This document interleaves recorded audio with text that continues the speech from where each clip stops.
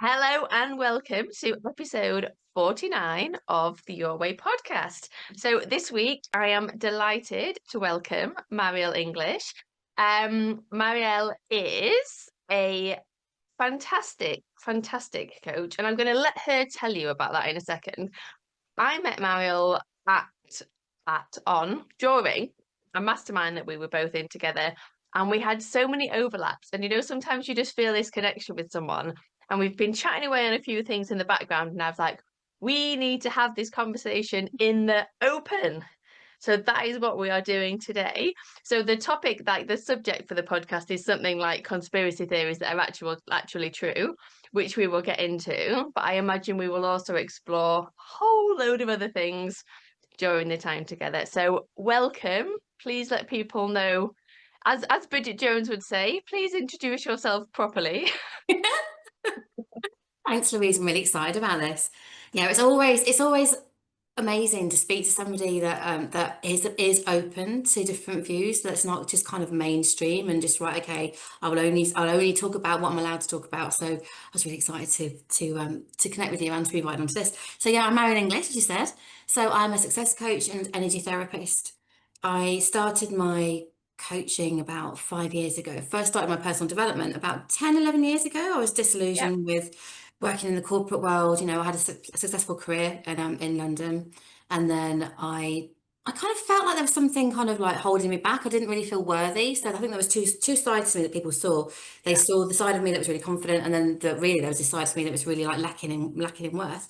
So I went down the self-development journey. I hired my first coach, got really into the world of manifestation, laws of the universe. And then since then, I've just made it my mission to help as many people as possible to find real happiness in themselves, real worthiness, and to manifest the success, the business, the relationship, the health, all the things that they want to in life. That's what I Yeah. do. Yeah, amazing. And isn't it incredible? So I had a one-on-one session with a client a little bit before this today. Isn't it amazing the stuff that happens to us in our life where it doesn't really matter how many outward boxes of success we tick, we still carry around this wound of, I'm not good enough, I'm average, like there's something wrong with me, I'm not worthy. Totally. But then obviously when you think about it, we're all born, we're all these souls that are born, source, the divine, God, whatever we want to call it, Mm, incarnate.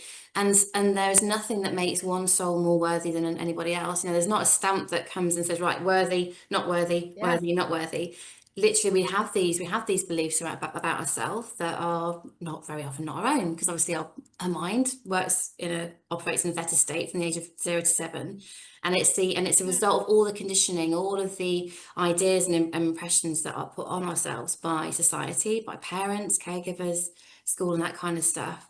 And so, yeah, yeah, I think very many people might say, yeah, I feel worthy, I feel confident.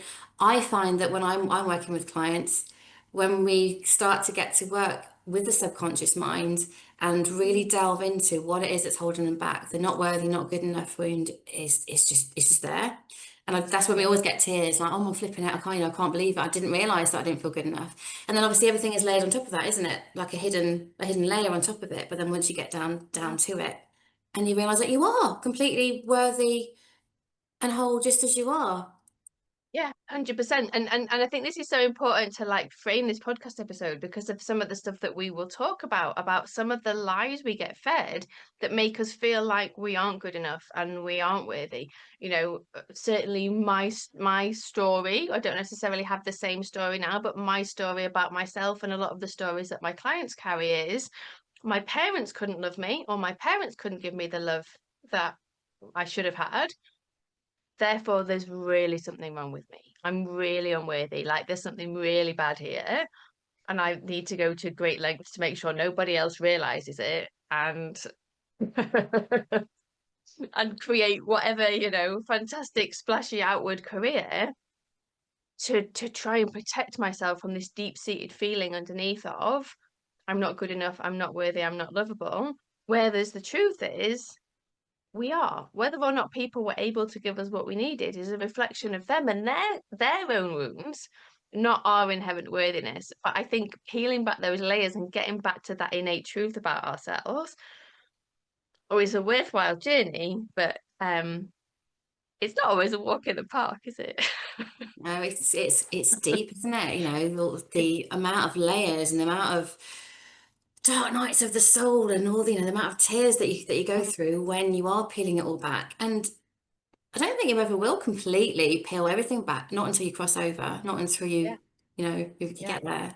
And even, you know, even like all the, like, regardless of all of the work that we do, you know, some people say, oh, well, you know, yeah, I've done the inner work, I've done it. But no, you keep on doing it. Once you embark on this journey, you're doing it forever. And you'll keep on yeah, peeling back more layers and realizing that you are more worthy. And then something will happen and it will shake you a bit. But I think I think more people than ever now, though, are starting to realize that they want to do something. They want to start to peel back the layers and get into personal development. There's this huge mass awakening going on, you know. massively. Yeah, Yeah.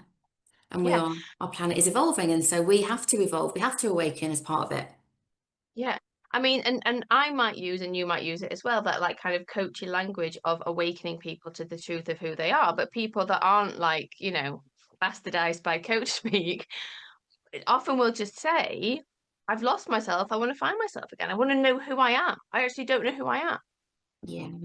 Um, and there's lots of reasons why we forget, which brings me nicely on to conspiracy theories that are actually true. And I think we should caveat this with, right, there is not necessarily any absolute truth. We're not going to be able to point you to a scientific study or like this absolute categorical thing of like, this is 100% true. And here is the evidence, even if there is evidence, right? And so, what we're not necessarily saying is that this is the absolute truth, but what we are going to do today is share some of our truth. And then you, dear listener, watcher, depending on where you are taking this in, can decide what you think for yourself.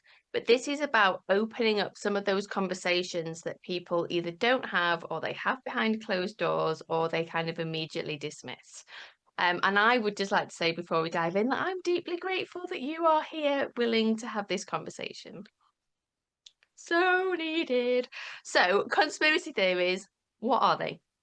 Let's start there. What is a conspiracy theory? So, conspiracy theory, I've actually written this down, but the Cambridge Dictionary says that a conspiracy theory is a belief that an event or situation is a result of a secret plan made by powerful people. Mm, Now, the way that I like to see it, or obviously I found different terms that resonate. The term conspiracy theory was actually pushed by the CIA at the time of the assassination of JFK to yeah, dispel truths that were spoken by people who are starting to question it. So it was a term that was used to label people and label yeah, beliefs to immediately shut them down. So if you label something or label somebody, you can immediately discredit them by saying, oh, well, you are a conspiracy theorist. You're just talking conspiracy theory. And I yeah, find that this happens with so many things, so many conversations that I have with people because I am what people would refer to as a conspiracy theorist. And I use it like that because the term for me really that resonates is truth seeker, or independent thinker. But yeah. as I you like free thinker. I like free free thinker. thinker, I Yeah, like for that. myself.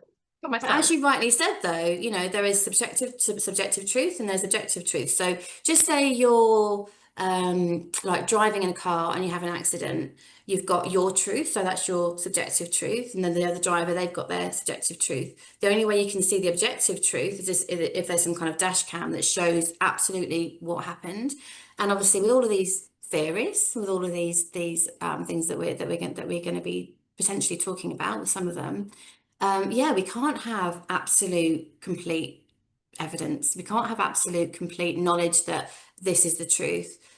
But what I tend to go by is my intuition to start off with first and foremost. I think one of the biggest conspiracy theories that we are living in is that we are just simple little people that don't have this huge innate power within us to create our reality. Manifestation is still thought about as something which is a bit weird, a bit woo. It's still pushed away by a lot of Yeah. communities and a lot of people. But So yeah, so I tend to think about something, and if it doesn't feel right, if it feels off, then Yeah. yeah, I will go down rabbit holes. And I have gone down rabbit holes. And that's not to say that I would encourage other people to do the same. That's just been my personal journey with it all, is just to, yeah, to do a bit of research. And then to me, then I find what to me is my absolute truth. And then I'm Yeah. always open to hearing something else, or to, I love nothing more than being proved wrong. I love it when someone can say to me, actually, no, you'll find that this, and this. But I find that, yeah, so often people aren't even receptive to that, because it's too scary, isn't it, sometimes, to think that what they've been told their whole lives isn't possibly true. Yeah, and I think it is so scary. But then the other thing that you touched upon that I think is so interesting is I follow my intuition. It's something along those. I trust my intuition. I follow my intuition. But how conditioned are we to be completely disconnected from our intuition? Because we're so stuck in our minds.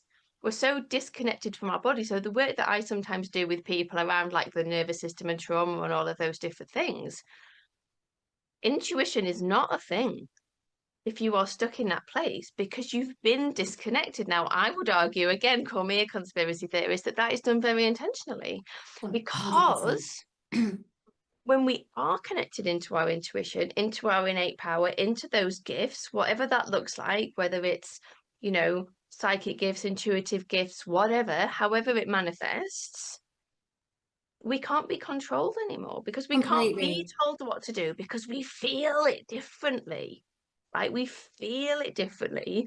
But if I'm going to say 95% of the population, I don't know what you think, but let's say 95% of the population are disconnected from their intuition and their innate power, maybe more, but we'll go 95, right? Well, that means in a room of 100 people, if you're sort of trying to say, well, I've kind of got this sense, I've this sense about this thing, or I feel this thing, or like, my husband works in banking and I have some views about the Bank of England. And he's like, no, you're wrong. Like, I engage with the Bank of England systems, and they are like, interest rates are done for everybody's good, and it all is done for their benefit. And look, and I'm like talking about who really owns the Bank of England. And he's like, look, it says it on the website. This is who owns the Bank of England. And I haven't got a leg to stand on with his very analytical brain, where I'm like, well, I just feel it might be different. So we are going to be like in the minority. I forgot, but I almost made myself a little tinfoil hat to bring today to wear. But it is this very, very different way of being where it's like, well, actually, and we can get into how you follow the rabbit holes, but for me, I follow the nudges of where life leads me. I didn't go to Google and be like, what are the top 10 conspiracy theories? Just things seemed to pop into my awareness. And I was like, oh, that's interesting. Let me look at that. Let me look at this. And it's just a very different way of being versus, well, this is what the BBC website says, Mhm. or whatever the news outlet is where you live, and actually BBC does have BBC World. People know what that is. Um, it's very I don't know. I different. don't. I don't follow any mainstream anymore. It's all bollocks. No, Sorry, I carry don't. on. But I tell you what's very, very interesting. I never have. Yeah. And as a kid, as a teenager, my dad, I don't know what say I was about 15 when I decided I was going to go into law. And my dad would like try and put the newspaper down in front of me. And he'd be like, you need to read the newspaper. And I was like, I'm not reading the news. I never didn't know why. I was like, I'm not reading the newspaper. I'm not interested in reading the newspaper. You're never going to get anywhere in life if you don't know what's going on and you don't know about current affairs. And I was like, we'll see. We'll see. Again, though, But it's, I mean, it's I'm conditioning again, though, isn't it? That's yeah, conditioning. That's what we've been yeah, conditioned to believe, that we're supposed to watch these television programs, that we know the programs, yeah, I'm doing like programs, but yeah, it's yeah. programming, isn't it? We're supposed to read the news and look at what's current. Yeah, even though I was so like shut down and disconnected at that point, there was still a something in me that was like, no, I actually don't want to engage with this. It does mean that I'm useless at dinner parties, and you would not want to invite me to a pub quiz unless it's like Disney films or like 80s and 90s music. Like I'm pretty the sometimes same, I'm actually, like, to be honest. who's the prime minister at the moment? In fact, I don't even know if I could. Is it still Keir Starmer? Is it Keir Starmer? Yeah, let's not talk about Yeah. that, man. No, let's not. But look, but honestly, there's points in time where I'm like, I don't know who the prime minister is. Yeah, yeah. I couldn't tell you who the prime minister of any European country is. But isn't that a nicer way to be though? Yeah, well, Because it is for me. Yeah, because the way I see them all anyway, they're all puppets anyway that are yeah, call this another conspiracy, but yeah. who really is in Who runs charge the of? world? Yeah. But it is so interesting, isn't it? Because for some people, it's like I am then stupid or intellectually whatever because I don't have this interest or I don't have this knowledge. Yeah. What do you think as well then? So leading on from that, so obviously you're Yeah, educated, you're a lawyer or were a lawyer, but in your past life, was. same here, postgraduate. But the amount of people that you come across that believe that you are stupid unless you've been into further education, unless you've got a degree or a master's or a PhD, or you're in something that, a really high, really professional job that needed qualifications. The amount of Yeah, people that have followed that route that believe that you're stupid if you haven't. I have to yeah, say, in the last few years, and the last 5 years in particular, I have found that the most intelligent people have actually been people that haven't followed education, that haven't followed indoctrination systems, because they yeah. are able to think more outside the box. I mean, look at all the people that are hugely successful entrepreneurs. I'm not Mm. saying that everyone that has been in education isn't as intelligent, but there are so many people that haven't followed what the norm would class as intelligent, and they're way more intelligent. Yeah, but because also, I think it also depends on how you define intelligence, right? Because if you think about the school system, right, you go through the school system, you get taught to respect authority. You have to do what the teacher says. You get given this syllabus. I mean, I did A-level math, like, as if any of that was Did useful. you? A-level maths, flipping out. A-level math, physics. Oh yeah. I mean, honestly, it's died now. Don't ask me to do anything. The brain cells have been put to far better use, right?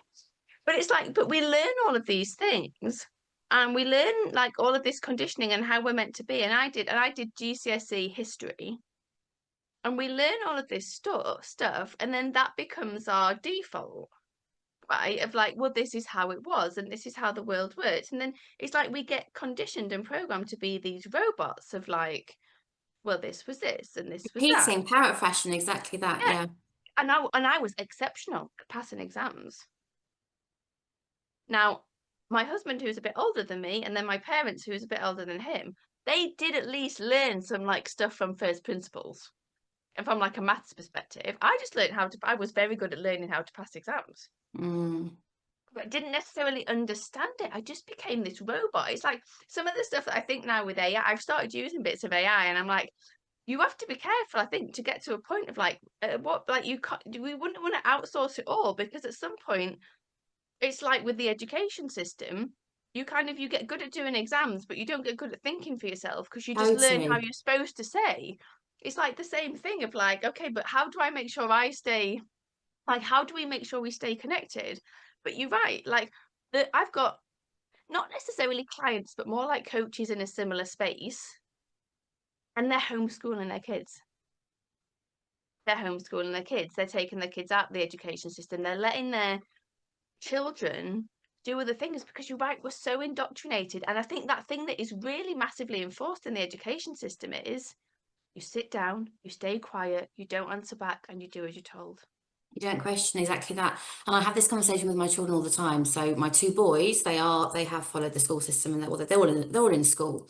But my Yeah. daughter, she does ask questions. I'm always saying to all of them, where has that come from? You know, Mm, so it's what is the harm in questioning it? Do you really believe that? Does that make sense to you? And mm, of all three of them, she is the one that's the least academic, but she questions everything. She sees everything. She's like, oh, I was thinking about this the other day. And the teacher told me off for asking this question because she's saying that can't be true. And Jay was like, well, why isn't it? I would much rather that my children were to question everything and rather than just accept what they've been told. There's the amount of things that we've been told over particularly the last 5 years, which yeah, when you look back, are just ridiculous things that we yeah, were told that we had to do and we had to follow and rules that we've had to follow.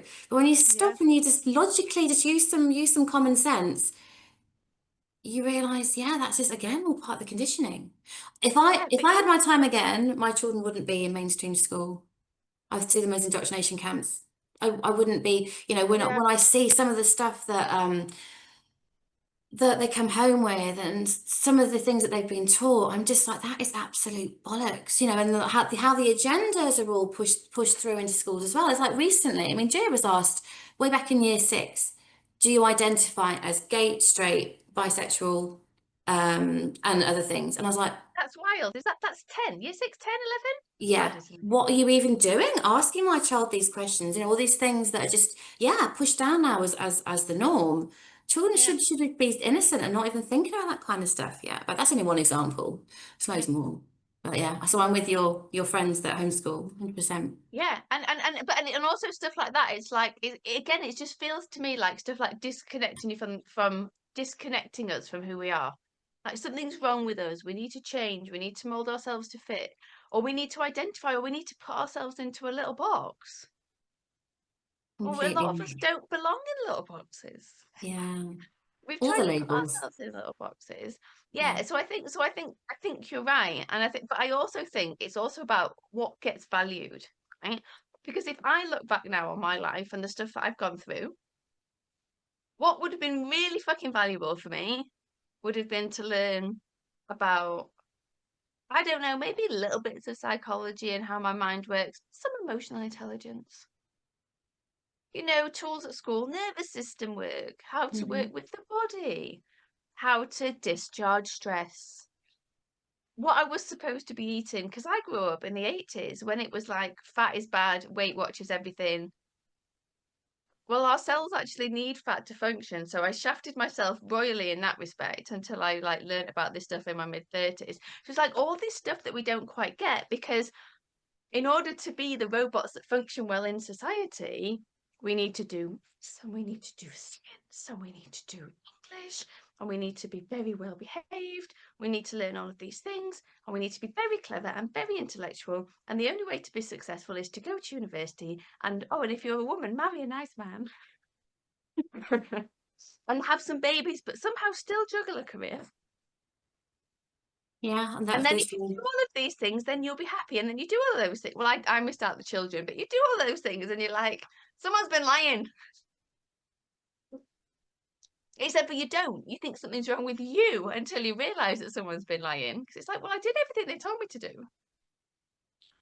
And going back into onto the food conversation there about how, you know, we're told that fats are bad and this is bad and everything else. Yeah, If we just look at this nutrition, so I think it's something I think when at medical school, I think it's something like less than 25 hours is spent teaching doctors to be the importance of nutrition and well-being and mental well-being, whereas the major chronic diseases like heart disease, cancer, strokes, um, what else? Like, oh God, I can't even think of anything right now. diabetes, all of it. Yeah, yeah, diabetes, obesity, Alzheimer's. Alzheimer's. The fundamental causes of all of those, or the preventions of all of those, are nutrition and inner Yeah, well-being. So yeah, if our doctors aren't even telling us that, or aren't even informed about that, how can they help us yeah, with that? And then so really all they're doing is they're treating the disease as opposed to preventing it from happening in the first place. And then obviously, you know, medical schools as well, a big majority of them have huge funding from all the big pharma. And yeah, then you don't only have to trace back the money train to see where it all comes from. You know, obviously the news yeah. stations, everything, it's all kind of funded by the same people. It just only takes a little tiny bit of digging. And is this subjective truth or is this the absolute truth? You can lead it back to the money trail and see who 100%. owns. And you'll see that literally the people at the top that own everything, they Yeah, do, they own everything. yeah. And that's where so much of the problem lies. And then you look in the shops and look at all the food and all the poison that's being pushed. You know, is that a conspiracy? Oh, well, I mean, for me personally, that is like I would put money on that one as like, no, I'm sorry. I'm gonna what is the word? Like nail my master wall, whatever the saying is. The food stuff, I'm sorry, right? Let's go on food for a minute. Number one, and I'm sure this affects men as well, but as women, we're told that we're meant to be very thin and very attractive and very athletic, okay? So we're completely disconnected from our truth and our bodies from that because we get taught to hate our bodies because actually most of us didn't get born looking like Barbie, right? So we're told right from the start to hate our bodies. Then there's all of this bastardization about what we're supposed to eat. Our lives are hard, so then we do reach for sugar and other stuff. So then we're poisoning ourselves, or we don't poison ourselves, but we punish and restrict ourselves. And there's just shite everywhere. And it's fine because, well, now we can just take Ozempic, or it's fine because we can just have all these things. And if we're anxious or depressed, it's fine because we can just have the antidepressants and the anti-anxiety medication. And you're right. It's like, well, how about we just take a few steps back and look at what are the natural, holistic, preventative measures that we can take. Was it Hippocrates? Food is medicine. Let food be thy medicine. Whoever Oh, it I was, don't know. I'm not here trying to be super clever today. Someone, and it might have been him, but it might have been someone else, said, like, food is thy medicine. But we've also completely disconnected that from that because you're right. If we all just know how to eat, or even like the benefits of, and I'm not here to say this is something that is good or bad, but the benefits of intermittent fasting, Oh for my word, example, right? yeah. Benefits of intermittent fasting. Well, that doesn't cost anything. You just don't eat, right? So they're not gonna put forward these incredible benefits because then how are they going to push out all of this other stuff? And I think this is where it's like if you start to just follow the nudges and question and look into things, not even necessarily from I'm going to go down a conspiracy theorist thing, but from a thing of like, well, what are the other ways that I can look after myself that isn't me piling my body full of artificial shite that does God knows what? Completely that, and also, and yeah, and looking at all of the as well as the preventative measures. So, and how we can treat our bodies and what we can eat and what we can avoid eating. All that crap. You just even look on the back of packets. Oh my God, just like oh, so disgusting. But also to look at all the holistic medicines that are out there, like things like dandelion. We've Mm, been told forever that that's a weed. But the healing properties and the incredible nutritional properties in dandelions alone, and that's not even going into all the rest of it, all the herbs and the spices that have got so many healing benefits. Turmeric, um, yeah, cayenne pepper, everything. There's something amazing in all those things. Mother Earth gave us what we create needed. yeah created these things for a Yeah. reason, not to then bypass all of those and just have a load of chemicals and vaccines and medicines that are full of aluminium and other harmful you know entities that are Mm, maybe going to stop, or maybe going to stop one disease for now, that but might cause something else. yeah. I'm not even going to go into some of the first-hand experiences I've had with some people that are very close to me with some of the medication that they've taken and then what's happened as a result. But yeah, why can't we just Yeah. start to question and look at natural food? Yeah, horror stories. And then it's also really interesting, isn't it, about how some people are drawn to like herbs or plants or whatever. So on my 40th, we went to see my family for the afternoon, and my sister has a 2.5-year-old. I've recently come out as a witch to my family. No one seems to be that bothered. I'm really surprised. Like they got me a witchcraft book, and they're like, and River's my niece. Sorry, River, if you're watching this in the future and you're like, I did not want to be out on a podcast when I was 2.5. But my little sister's like, oh, she's totally a witch. So Sydney the dog, bit scared of the kids. She's not a big fan of kids, is Sydney. She's like, no. But River was very keen to take care of Sydney, and she'd got a little dog bowl. And do you know what she did? She walked around the garden and she must have picked 30 dandelion stalks to put it in the water to give the dog. And I was like, this is really interesting. This is just like this little 2.5-year-old really trusting her intuition of like what's good for the dog. I mean, I'm not sure if dandelion is good for dogs or not, but it's just so interesting, isn't it? And then we get so distracted from that. So, speaking of getting distracted, I feel we went off on a bit of a well, it's a relevant tangent. How did you first what took you down the rabbit hole? Well, I first of all, something made me turn the news off about 12 years ago. Something Yeah. I didn't like you, I wasn't really into watching the news or reading newspapers and stuff. I didn't find it relaxing. And I was really fed up of how everything was always just bad news. There was nothing positive. So one day something just said, turn it off, just don't watch it, don't listen to it, just don't do anything. And I immediately felt better. I've immediately lost that anxiety feeling that I would get whenever it was on. I remember my friends and family saying to me, "Well, how are you going to know if something major happens?" And I said, "Well, if something really major happens that I need to know about, you'll tell me, won't you? Don't need to know about it." Then not long after that, I watched a film called Fahrenheit 9/11, all about the Twin Towers, and that got me really interested in that. And then I started to question, thinking, right, okay, so if that happened, again, I'm not saying that anything is completely objective truth, but Yeah. what I watched on that and what I've looked at since, it became quite clear to me what had happened there. And then I started to think about, right, okay, so just like in every organization, you've got your workers at the bottom, then you've got your managerial team, then you've got your directors, and then you've got people at the top, and they know more than anybody here, and they are putting out Yeah. little bits of information. They're making sure that everyone down these pyramids are kind of like following what they're supposed to. And I just thought, well, that to me, if that's how organizations are, this whole world is currently an organization. So what is actually really going on? And then, yeah, I just would keep on questioning things, keep on questioning. And then when the lockdown started, I think that's when a lot of people started to really, really, really question. So I just knew that I didn't want to have an experimental medicine that was being given out. And I think I was probably the only person, or maybe one of two or three, that had those views that I knew of at the time. I remember sitting there just rocking in my chair, thinking, "Oh my God, am I the only person in the whole world?" Then I decided to, I think I met some people. I manifested a friend group the very next day because I realized, as I said, I'm really big into conscious manifestation. And then I went down various rabbit holes, and some of it was so dark that like I said, it had me on my knees because it was just so, so dark and depressing. Which is why I wouldn't encourage anyone to go down that route unless they feel called to. So yeah, since then, I've just been aware of more things, and so now I'll question everything. So every single time I see something, I'm like, "Oh, okay, what does that really mean?" And I think though I'm different now to how I was at the start. I was really keen. I really wanted to shout about it, and I was telling everyone about all the things that I was uncovering, not realizing that it's uncomfortable for people to hear that kind of thing if they're not ready to themselves. And Yeah. now, whereas now I don't try and convince people of anything.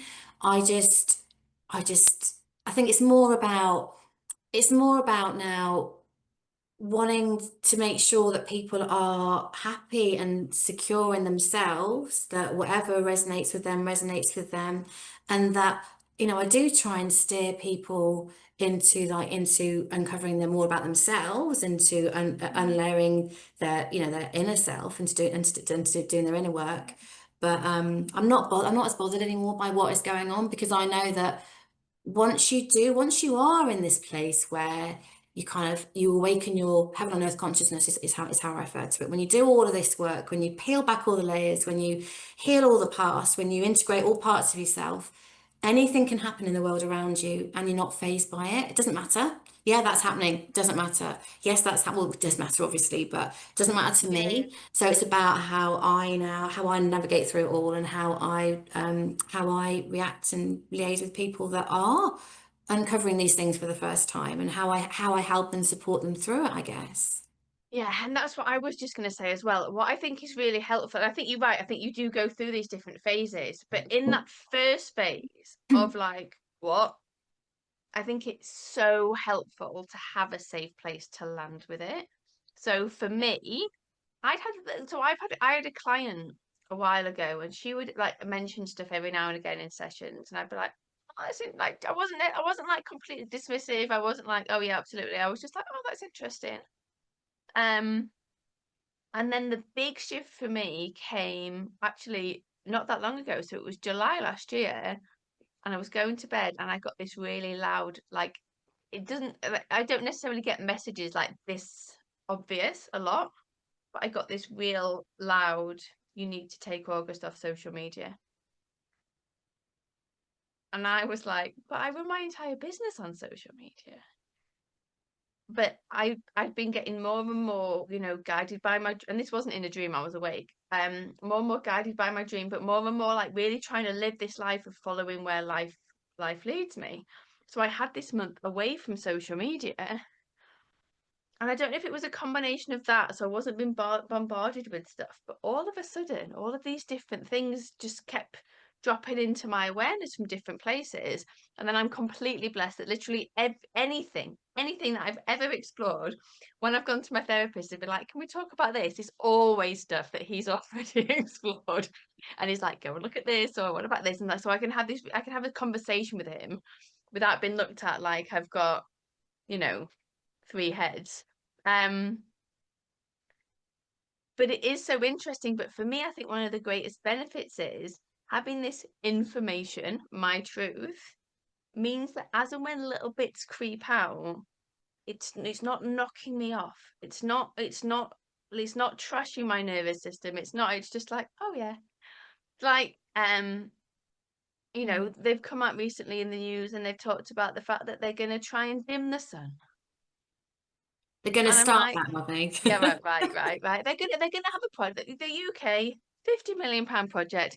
They're gonna try and manipulate the weather to dim the sun. And then you talk to people about it, and they're like, well, they did, like Beijing admitted that they did that for the Olympics, or this, that, and the other. And I'm like, yeah, they've been doing it for a long time. Look at the Long, long sky. time. Well, no, because we had there was cloud seeding. There was that disaster back in 1952, wasn't it? Where was it? Lynmouth, North Devon. So the RAF came out and said that they'd done this, they'd done this, and they were celebrating. And then the next day, there was so much rainfall that there was landslides down the Exmoor hills, and then it killed a massive amount of people. People left homeless and stuff. And since then, in the UK, it's been classified, whereas other countries, they're openly Yeah. weather modifying, and it's now been banned in two states, in Florida and Tennessee, I think it is. Um, Yeah, I wondered if they did, was it tech? I think maybe they did it in Texas. I know, maybe okay, whatever. But yes, yeah, but they're onto it in the States. Yeah, yeah, yeah, and now, yes, and now finally, so all these lines that we've been seeing in the sky that people have been calling contrails forever, even though condensation dissipates. And my partner, he's an aerospace engineer, and him and all the people in his organization, they're all just like, that's we know how airplanes work. Contrails, they shoot out for a little bit of time. You know, we talked about the temperature and what yeah. height it has to be for a condensation trail to show. The condensation trails don't kind of zigzag across the sky and stay there forever, and then And cover the entire disperse, sky in a yeah, grid. disperse into massive clouds. And this is another thing that my little girl would see. She was seeing it for like 4 years ago. She's like, "Oh, mummy, oh look, it's going to be cloudy later." And I'm like, "Yeah, there we go." But again, it's because it's uncomfortable for people to even think that they could be lied to about this kind of thing. You know, I'm not even saying that what they've been doing is kind of catastrophic for us. Who knows? You know, there's been a lot of times where you found, you know, extra particles of dust that are on your furniture and on your car and stuff after they've been spraying. There's been times when the weather has changed and everything else. And there's been more rainfall when things have happened. There's all different things that they're doing, isn't there, in the skies. But at least now that they're saying that yes, we're gonna start doing this, even though they've been doing it for ages. Yeah. At least people will start to be like, oh, okay, so yeah, there is potentially things that I can Do look to at here, protect myself. Yeah. and to Yeah. realize that their world's not going to completely shatter, and that nothing's going to fall apart just if they realize that maybe they have been lied to about some things, and that we have been put into these holes, you know, and we've been, you know, you mentioned divide and conquer, and we've been easy to control. We've been manipulated. Yeah. Um, we're still okay. It's still about what we do with ourselves, because we have this innate power within ourselves. We can create our own reality. We can be, do, and have whatever it is that we decide to. Um, that all that doesn't have to define us or define our future. Yeah. But I think also that thing of being connected and following our intuition, following the nudges is really, really beneficial. So in 2020, and we all know what happened in 2020, Yeah. right? I was in this space where I was like, I'm not sure this is something that I want to engage with. I'm not sure this is something that I need. But I was very much still part of that herd mentality of, but I better do as I'm told. And, like, but I wouldn't want to be someone that like then hurts somebody else. And so, I did it. I did the jabs, I did the boosters, right? And then afterwards, I was like, I'm not sure about this. And then stuff started coming out about potential side effects and all the rest of it. And then I looked into like, how do I detox myself from this? How do I how do I do what I can to not have this in my system? And now, and it's easy for me to look back and be like, oh, I wish I'd woken up a little bit earlier, because who knows the unintended consequences of so many things that we engage in. And I think this is then potentially one of the benefits of whatever you want to call it. I'm going to go with free thinking, like questioning everything, is to then start to trust that intuition. Because I had those nudges, I ignored them. And it's like trusting that thing of, no, this is not what I want. Like another example, I don't know if we'd call this a conspiracy theory or not, but fuck me, the number of people, I haven't got kids, right? But the number of people that have got children and they're pregnant and their pregnancy's going fine and there's nothing wrong. But all of a sudden, it's like, we need to induce. You need to have your baby early, and then we need to take your baby away from you, and your baby needs to go in a neonatal unit, and you need to be taken away from your baby for a while so you can't bond with your baby, and you can't have the at-home birth you wanted, or you can't have your birth in a birthing centre. It needs to be in a hospital with bright lights, and all of these things need to happen. Like my little sister went through it, and she fought tooth and nail, and she was like, "Fuck you, I'm having a home birth," and she did it twice. Good for And it's her. But it's like all of this stuff, and then you've all of this guilt coming of like, your baby's small, and if you don't do this, it's Yeah, gonna be on you. It's your fault. Like yeah, the baby's life's at risk if you're not gonna listen to our advice. And I think in her like NCT group, is it NCT before you have a yeah, baby as well? In her NCT group, I think there was like 10 of them. She was the only one that wasn't induced. yeah. Yeah, same. I think for my second, I had a home birth, and again, I really, I really pushed for it. Although I think it was a little bit more accepted then. It was more, it was easier, I guess, to go down that Yeah, route than it is now, 15 years later. But all the things I ended up looking into at the time suggested that, or very gave, well, fed my intuition that actually it was safer to have a child at home than it is, because by the time you get into the hospital, your serotonin level, no, hang on, opposite way around. I always get the wrong way around. The oxytocin levels would decrease and your serotonin would go up. And so, if you're feeling all stressed just because of the bright lights and the environment. And yeah, yeah, the majority of people that do have to then be induced, they do end up having a C-section. I ended up electing at that time to go over my due date because my first pregnancy was induced. So this isn't even what I refer to as conspiracy theory, but I guess it's something that I've been, thinking about for way since when. And yeah, the more that I hear about it now from people that are giving birth or in that sector, it does feel like a conspiracy theory. But yeah, at that time, though, yeah, because well, we were told that you had to go, is it 38 weeks? And you couldn't go more than 38 weeks without being induced.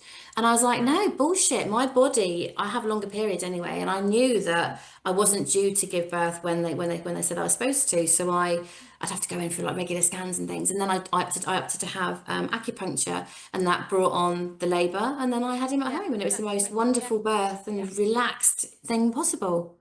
yeah. So for me, where the conspiracy theory bit comes in is, and again, this comes from like my work doing the nervous system thing, right?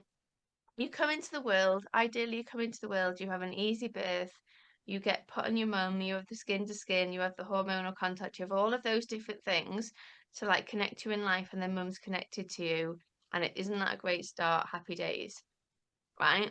But that disconnection from self and all of the rest of it, it's like with this whole regime of, we're going to tell you need to be induced before you're naturally going to give birth. It's like you're being disconnected. So for me, it's all about returning to the natural place. You're being disconnected from your natural place from birth. Now, Yeah. I'm not saying that there aren't times where C-sections are important, and I'm not saying there aren't times where like being induced is important, but it's like for me, it's like, is there a conspiracy theory agenda underneath that seeks to disconnect people from this natural place from the get-go, that then just carries on? Then you get to school and you get told to be a robot, and then in order to operate and succeed in corporate, you get told to be a robot, and then they spray whatever in the Yeah, clouds. I think so. Yeah, and it's about breaking down the family unit as well. The family unit isn't what it used to be, is it? Yeah, As you were no, saying earlier on about women having to go out and work really hard, and the disconnect now between men and women as well. That to me feels like it's really agenda driven. So men and women now, how much dislike is there and competition between the sexes now more than ever? The man, the empowered masculine man it's been battered out of men, isn't it? They've been pushed into these areas Don't know whereby what their they. place is. If you are a middle-aged white man, there's no place for you. You're like, sorry, you're dead to us now because you've done. Oh, it's like, oh, come on, guys. Exactly right. So there's so much that goes on beyond stuff like talking about um pandemics or assassinations or wars or weather or all of the rest of it, and like you can go down all of those different rabbit holes. But I think really, for me, it really is about like questioning questioning everything and finding your truth and seeing how you want to navigate that in the world. So I have got a killer question to finish us on. But before that, are there any other like conspiracy theories that you're going to go away and be like, I can't believe we didn't touch on that one if we don't talk about them? Well, well, I guess all of it. I believe that there is some truth in every conspiracy theory. I wouldn't, there's from Yeah. having looked into anything from aliens to, Oh, yeah, I was just thinking we didn't talk about aliens. Yeah. well, yeah, aliens. I believe that there's aliens amongst us, Yeah, like. I totally agree. Yeah. And we're multi-dimensional beings to start off with. So I believe we've had many, many, many lifetimes that our souls have reincarnated in from many different places. And so even if there's not actual physical aliens amongst us, which I think there probably are, and we've got, I think we've got real connection right now from different places that are helping to elevate the planet and to awaken Yeah. and to cleanse of all the bad, bad, bad stuff that's going on. Look at Hollywood and all that kind of thing, all this stuff that's coming out. I Yeah. believe we've got more intervention coming in that's helping us with all of that. Some non-physical stuff as well as potential alien stuff. Who knows? But Yeah. even if there aren't actual physical aliens amongst us, I believe a lot of us have reincarnated from different places, and maybe our baseline hasn't been planet Earth for many, many, many times before. So maybe we've Yes. reincarnated and yeah. I was going to say, so like what people would see as, so this is another thing that came up for me last year when I went down my rabbit holes, like the star seeds. So I'm reading a book actually for the second time at the moment that's all about the way of the dream. And that talks very, very much about for us and following our guidance and cosmic guidance. We are very, very connected as a race to the planets Sirius A and Sirius B, which in historic times was called Sothis, Sothis A and Sothis B. And then you've got the Dogon tribe that knew all about those stars. They didn't even like even before we could tell with our astrological tools that there was a second star, Sirius B or Sothis B. They knew all about it. They knew how that system worked because they're from there, right? Um, but it was interesting, and this is what I mean about following the nudges. So I'm reading that in my book, and then one day randomly on YouTube, I don't think YouTube can read what I'm reading. Like I know they listen to us. I don't think they can read what I'm reading. But then one day on YouTube, stuff starts coming up about Syrian star seeds. And I'm like, Syrian star seeds. I've been reading about Sirius in my book. And then and you're right, and like all of these pieces start to fall in Mm. that we then get to decide, okay, well, what do I want to make of this? How do I want to think about this? And I love the idea of like there's some like powerful entities out there that are looking after us because we're not doing the best job of looking after ourselves. And pyramids as well, having been Oh, to pyramids recently. oh yeah, tell me Um, about that. yeah, so I mean, it was a magical experience anyway. I had such a profound activation when I was out. I still can't quite explain exactly what happened. My light language has gone through the roof since visiting. But just from being there, obviously the narrative is that the pyramids were created by slaves. Or by unskilled people. But if you think about it, there's 2.4 million, I have to write this down, 2.4 million blocks are on the Great Pyramid. And some of Right. those blocks are as heavy as 70 tons.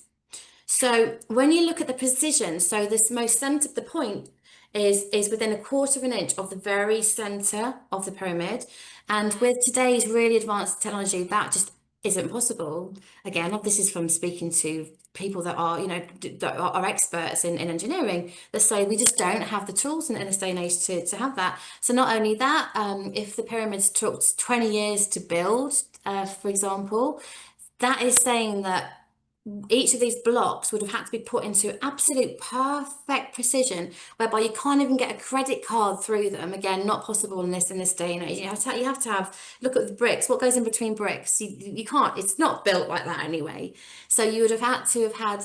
Um, a new block that sometimes weighing up to 70 tons would have had to be put it's perfectly into precision every 3 minutes, 24 hours a day, 7 days a week for 20 years by unskilled slaves with chisels and hammers and stuff. And they'd have to have Yeah. a 3 mile long ramp that's going from the bottom to the top to pull up these really heavy things with rope or whatever.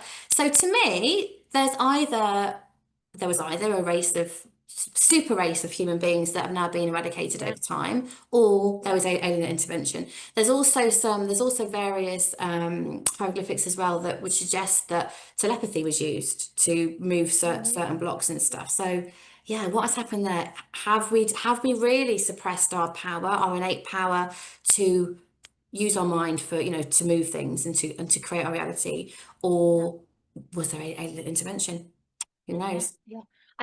And what's all that stuff there, and what was the pyramids really used for? Like, I also really like, honestly, there's so many, isn't there? Like Nikola Tesla, free energy. And also when you look at like some of the churches and where the churches are built, and then what's these structures on top of the churches? Like there's one Yeah, near here, it's totally. on a hill, extra monastery. There's two churches, this great big fucking bell tower with these massive like gold, I'm just gonna call them antennas on. You go inside the churches, there's these huge organs, and it's like, and then the acoustics in churches are incredible. And it's like, yeah. So maybe it was all about God, but also sound healing, creating Oh, energy. They've built the churches on like old pagan sites or like sacred ground. And it's like, this is the kind of stuff where it's like, okay, well, now I sound like a nutter, but also maybe, just maybe, like, what's really going on there?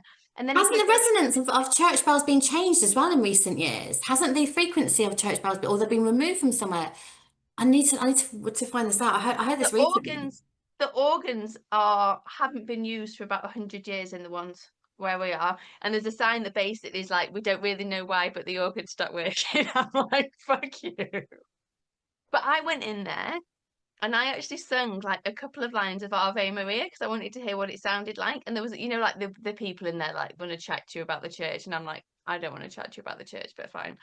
And she was like, "Oh my goodness, you've got the most incredible singing voice." I said, "I haven't actually, because I haven't." I said, "I haven't actually." I said, "It's just that my voice sounds incredible in here because of the acoustic." And this is you know what I mean? There's just all Yeah. of these things. And it's like, what's been withheld from us? Because actually, if we had access to free energy and we had access to, and also if you look at, oh God, what's his name? Graham Hancock's, all of his stuff about, you know, the way the pyramids and these other ancient structures are lined up with the planets and all of the rest of it. Totally. And then we're all like, oh, but it's nothing because the planets are like however many light. This conversation I had with my husband the other day is like, but the planets are so many light years away. How can you think that they have an impact? And I'm like, fine, you're fine, right? But also it's like when you're curious about this stuff, it's like, well, what is available to us? What might we be able to tap into? Because yes, right now we have to pay for our electricity. I've not been like, oh well, we might be able to think about these things, but it's like, okay, but what's possible when we tap into ourselves, right? And what's possible when we open up our stuff? So the killer question to end, because I would love you to talk a bit more about, because it's not really something I've really like. I'm sure I do it, but not in a very intentional way. The conscious manifestation. But the question that I would love is, so to for you to finish on is, for many, the idea of exploring hidden truths, like some of the stuff we've talked about today, it might conjure up some fear, and we haven't really touched upon it, but there is some horrific stuff that goes on out there. Mm. Think about the wars, and we'll just call it the Hollywood thing, and like what happens to the little children, like, is minging, right? It's horrendous.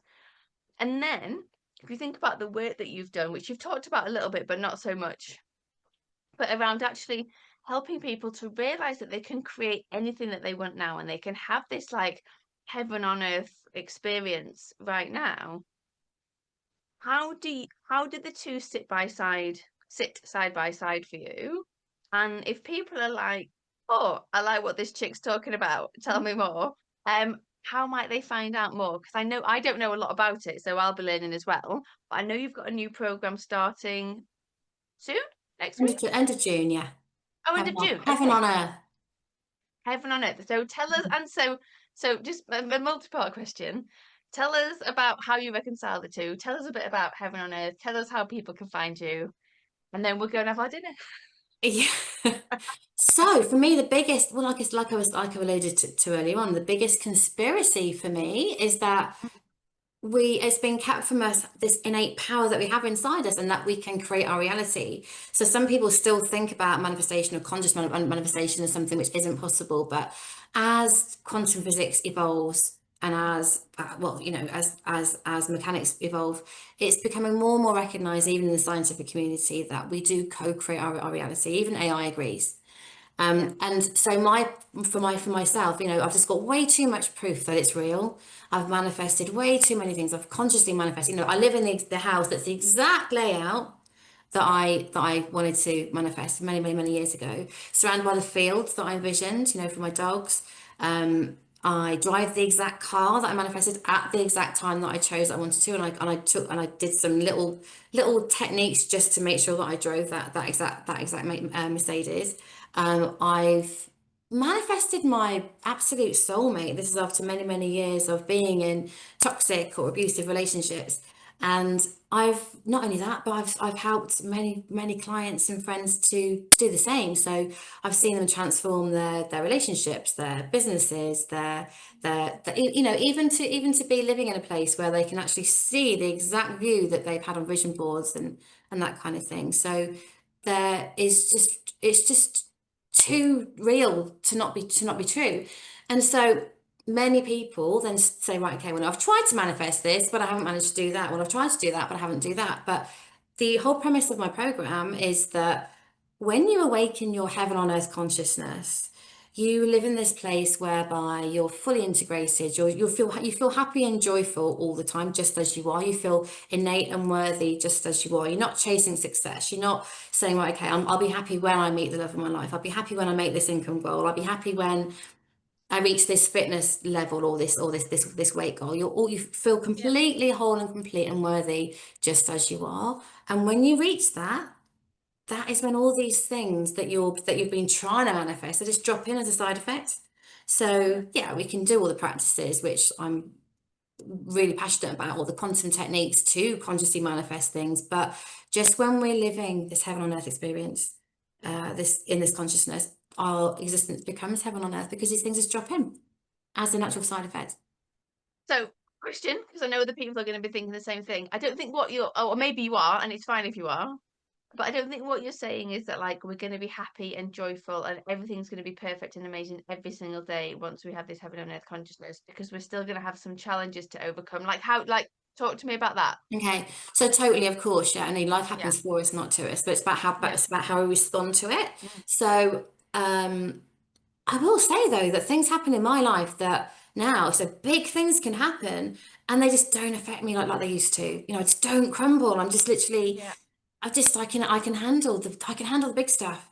And yeah, I'm not in fear. So when we talk about all these conspiracy theories, and you have some people saying, oh well, in the future this might happen and that might happen, and we're all going to end up in prison and everything else. Well, for a start, you won't if that's not the reality which you're allowing for yourself. But you can also be in a place whereby if you have complete and utter belief in yourself and your existence, you can be in a battlefield and you won't get hit by crossfire. It's all about the belief. Our thoughts create our feelings. Our feelings are what translates the energy that we're in, and it's the energy that we emit that we attract back from the universe. That's just universal law. That's quantum physics. It's not woo. It's yeah, not. It's not rubbish. yeah, yeah, yeah. But in my own personal case, my mum passed recently, and yes, as horrible as that was, my mum, my best friend, but because of where I am and because of where I've got to, I was able to navigate it in a whole different way than I would have done before, and that my other family members might have done. So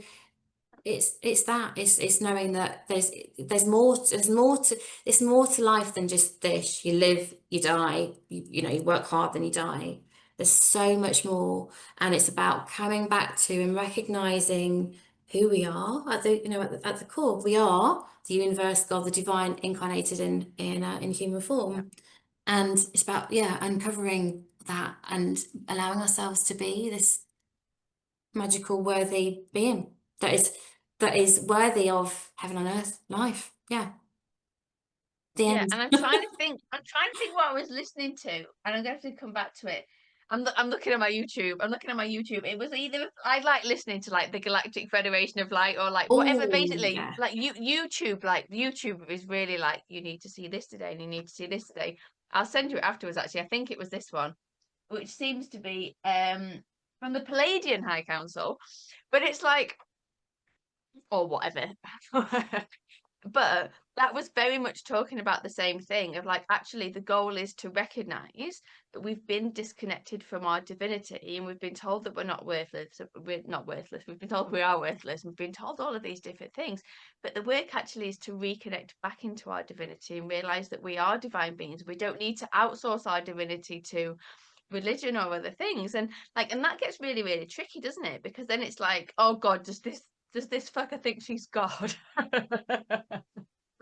Right, but Yeah. it is coming back. But it is Crazy. when oh god, I'm trying to think. I shared a post on Facebook about something about like it was like a witchy post about being able to control the weather. And I got this message from someone, and then she deleted it. And I was like, "Oh, I saw I got a message from you." She was like, "Yeah, I was going to comment on your last post, but then I realized, then I thought basically, but I decided not to." And then when I went on her profile was all like, "God, God, God, God, God," and I was like, "Oh God, I know what she'd say." Well, that's it. It's that as well, though, isn't it? It's exactly that. We've been told that God is outside of us. God is this like is this Yeah, man in the clouds or whatever else. And yeah, I know. And it's like Jesus is like, "I am eternal life," and it's like, because we all are. it's He quite came to consciousness. tell us. He came to tell us what's possible. Yeah, it's like I was listening to somebody, or I listened to somebody walking past this, I was walking past a guy in Leicester, no, not Leicester, somewhere, I don't know where we were recently. Ah, where were we? Don't know. And there was a guy that was preaching about Jesus, and I started to talk about it to Rob, and I was like, yeah, it's interesting. Is this one big metaphor? Well, my truth is that it's one big metaphor. For someone else, their truth is that. So I'm not here to Yeah, kind of like ridicule anyone's beliefs or anyone's religion whatsoever, but for me, that's what it is. yeah, Yeah. Christ yeah, consciousness is within us, yeah, 100%. and that's what we're awakening 100%. now. And I sometimes like to use, so I know we've done like gene keys and stuff together, but sometimes I like to go to the source, which is the Chinese I Ching, or like one of the sources, the Chinese I Ching. And the first hexagram in the Chinese I Ching, I can't think what it's called. It might even be called Heaven on Earth, or something along those lines. But basically, like this is what my therapist says to me, like this is about embodying and embracing Christ consciousness. And this is the message, like this is what's within us. So yeah. I Mm. feel like I feel like we've poked some holes in the last hour. I'm sad it's over. I loved it. Is that already the time? Flipping it. Yeah, we went over a bit, but I figured you'd tell me if you needed to go. So thank you so much. If people would like to explore more of this, more from this space of yeah, really getting into that like heaven on earth consciousness, and they'd love to explore your program. So you've got a program starting at the end of June called Heaven on Earth. Hmm. It's going in the show notes. I had to look at it earlier. It looks amazing. And there's also a really good VIP option upgrade. Like Hmm. happy days. So that will be in the show notes. But do you want to say a little bit more about it? And also if people just want to come and, like cyber stalk you, but not actually stalk you, please no one stalk. If people want to come and check you out on social media, like where will they find you? Tell us all the things. Yeah, you can find me on Facebook, Mariel English, Yeah. on Instagram, theenergyalchemist.mariel. And then, yeah, my website is currently being reconstructed. Let's put it that way, but it's marielenglish.co.uk. And the program, yeah, I'm just really excited about it. It's something that I've run it before in a different kind of form, but not nearly this powerful. Because obviously, as we evolve, our gifts and our, the kind of work that we do evolves, doesn't it? So I'm very big on subconscious reprogramming, on energy therapy, on light language and the extra layers that the light language brings, on energy activations, and so basically everything that it is to kind of to integrate all parts and to heal the past and to reprogram what it is that's holding you back, so that you can literally be in this existence whereby you feel happy, you know, literally you're not looking for happiness outside of you. You feel worthy, and Yeah. that you're in alignment with the reality that you want to have. So if you want to have the next level of success in business, or the the soulmate love, that those kind of things, they don't have to be independent of each other. Some people think that they have to sacrifice their health for money, or their relationships for their business, but you can have all of it interchangeably. All of it is, we can have it all, because we are powerful beyond any doubt. It's about getting and doing that inner work, reprogramming what isn't kind of in alignment with the reality that we want to be, and just being in the frequency of it. It's all frequency. Everything is energy. Everything is frequency. Yeah. Yeah, amazing. And for people that would like some science and some statistics, because this is something that I looked at recently for something that I was doing, even the fancy science pods agree that 95% of what goes on for us is subconscious, right? And so if you're just tapping into that 5% intellectual brain, the conscious thoughts, the things that are going on, you're missing out on 95%. Mhm. And so as much as like, some people might be a bit more skeptical, a bit more thing about like the subconscious work, the energetics work, all of the rest of it, it's where it's at, right? It's where it's at, because this is where you get to tap into, to overuse the word tap into the untapped potential Yeah. that is within us. Now, for me, I tend to also work with people to get to that space where they've got that nervous system safety, that capacity, that like very kind of like structural 3D thing where they're able to actually access some of that. Because I think if you go from completely switched off to trying to do some of this work, actually it can be a bit discombobulating. But actually, if you're Oh in God, that, yeah, it's so important to regulate the nervous system, yeah, and to have the yeah, tools and techniques to release yeah. and to, yeah, secure. Yeah, but for you, it sounds like for this program, you are calling in those people who are like, I'm ready, I'm regulated, I've done my work, and I'm ready to go. I'd say no, because a Okay, proportion of it is also as well is nervous system regulation. That's okay, essential, yeah. To me, yeah, because obviously you often hear people saying, oh, you can't have negative thoughts, or you can't have negative emotions, but we are human beings. We're supposed to have emotions, and we're supposed to yeah, embrace emotions. It's really important. So as these emotions do come up, when we are doing deep work, there are going to be things that come up. So it's important to recognize it, to live it, to release it in a yeah, way that's safe, to make sure that the body is feeling safe with all the changes you're yeah, making, so that you can release it, and then replace those thoughts with more empowering ones that are in line with the vision that you want to create. yeah. Amazing. So what I'm hearing is that this program is offering it all. So go check it out. Thank you so much for coming on today. It's been such a pleasure and a delight. And I can't wait for this to come out. Yeah, thanks so much, Louise. Loved it. Loved it, All loved right. it. All right. Go to the show notes, check out Mariel's stuff, and I will see you guys next time. Thank you so much.